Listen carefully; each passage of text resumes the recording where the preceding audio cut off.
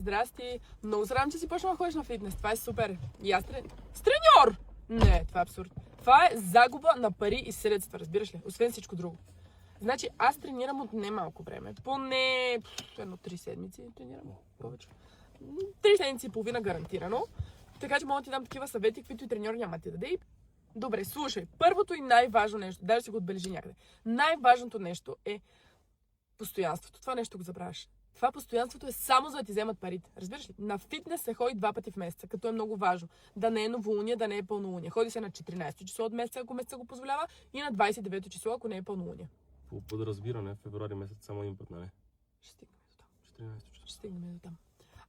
Извинявай, Венис просто се качи в колата, тук се ме разсейва.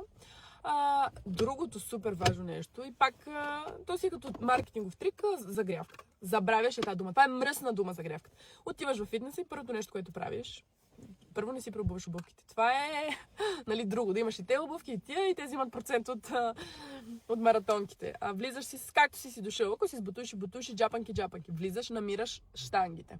И от фитнеса събираш всички дискове, подовки, каквото намериш, каквото намериш, катериш го на щангата. Тя трябва да стане така леко като елипса извита и почваш да дигаш. На тренировка.